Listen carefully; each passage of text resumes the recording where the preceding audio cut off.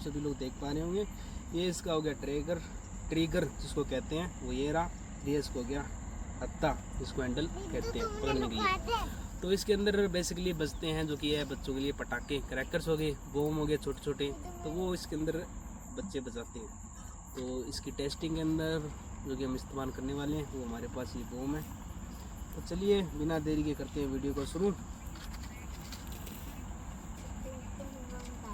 और आप सभी लोग इन जो कि आइटमों का बड़ों की निगरानी में इसका इस्तेमाल किया जाए।